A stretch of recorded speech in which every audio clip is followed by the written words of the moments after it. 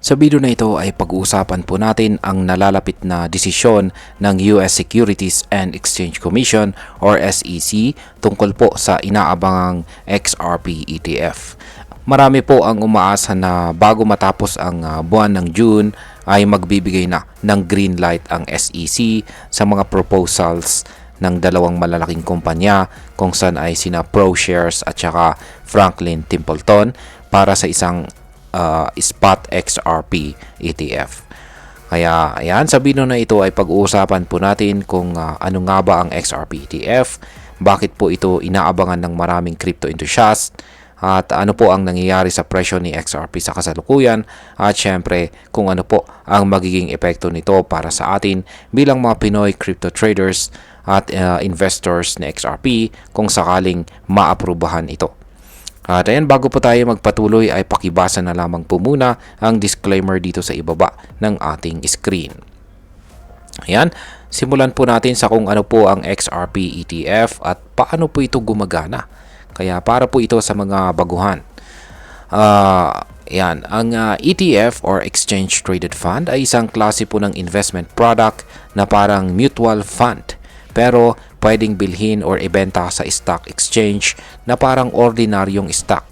Kapag sinabi namang spot ETF, ibig sabihin po nito ay may actual na hawak na cryptocurrency ang fund at hindi lang derivatives o futures. Ngayon, kung maaprubahan po ang spot XRP ETF, ibig sabihin ay magkakaroon po ng regulated at direktang access ang mga institutional investors sa mismong asset na si XRP. Sa madaling salita, para po itong tulay na mag-uugnay sa malalaking kumpanya at sa crypto market gamit si XRP. Ngayon ay sino po ang mga nag-apply para sa XRP ETF at kailan po ang deadline? Yan, dalawa pong malalaking pangalan ang nasa likod ng XRP ETF proposals. Una ay si ProShares at pangalawa naman ay si Franklin Templeton. Pareho po silang nag-update ng kanilang mga application para hindi lang si XRP kundi pati si Solana ay maging bahagi ng ETF space.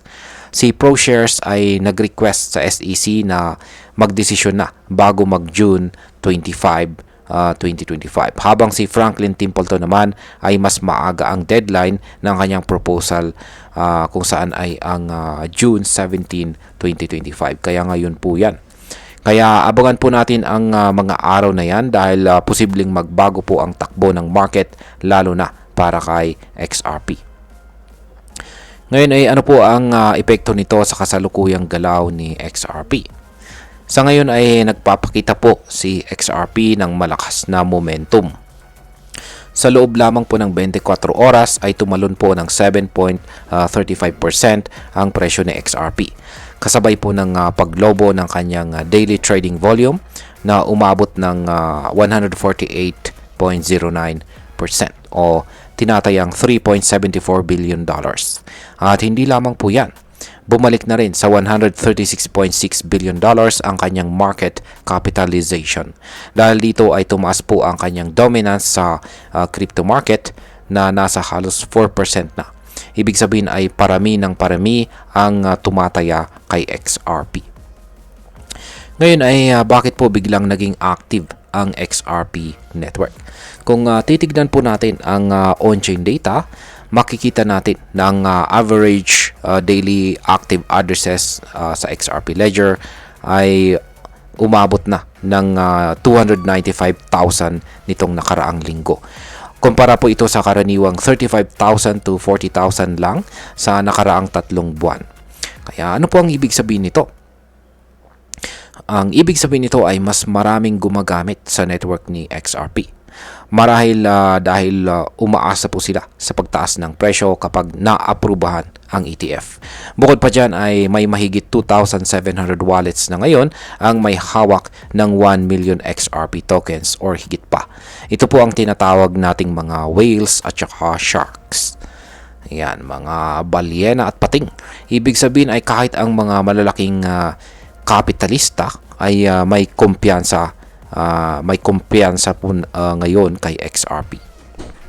Yan, dito naman po tayo sa technical analysis. Ayan. Kung titignan po natin ang chart ni XRP, makikita po natin na bullish ang kanyang trend. Ang EMA 200, yan, or 200-day na EMA, ay nagsisilbing matibay po na suporta sa bandang presyong $2.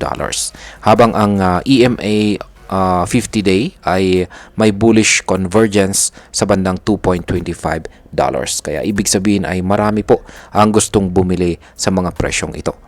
Ang kanyang RSI naman or Relative Strength Index ay nasa 55.46.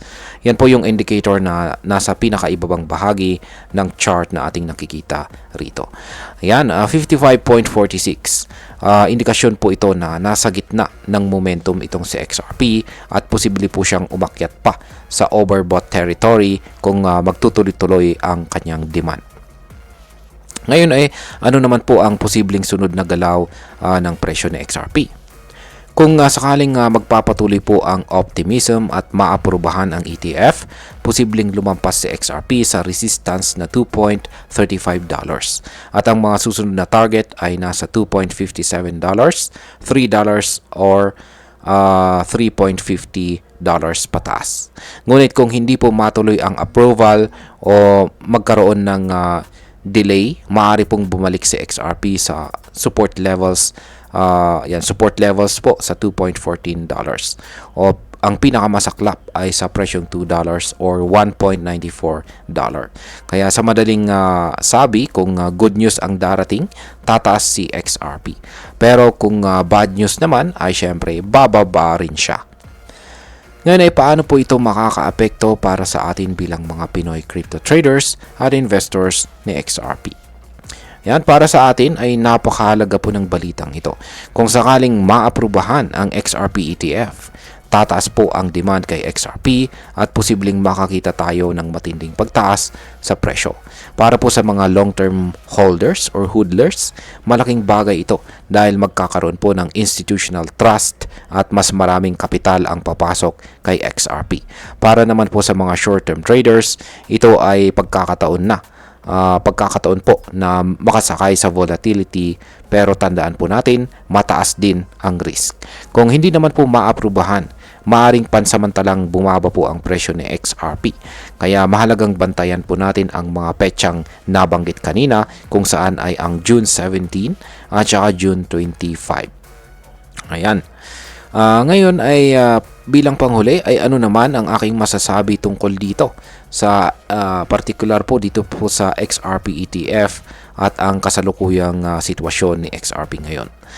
Ayan, ang aking pananaw po rito ay ito ay isang milestone event para sa buong crypto industry. Hindi lang po ito tungkol kay XRP, kundi ito ay patunay na unti-unti nang kinikilala ng traditional finance world ang potensyal ng blockchain technology. Kung makakapasok po si XRP bilang isang regulated investment vehicle sa US, posibleng dumami ang susunod na crypto ETF sa hinaharap. At yan ay magbubukas po ng mas maraming oportunidad para sa lahat. Kaya ay mga ka-crypto, habang hinihintay po natin ang desisyon ng SEC, gawin natin ang ating sariling research, bantayan po natin ang galaw ng market at tayo po ay maging handa sa anumang posibleng mangyari. At ayan, hanggang dito na lamang po tayo sa video na ito mga ka-crypto. Marami pong salamat sa panonood. Ingat po tayo lagi at God bless po sa ating lahat.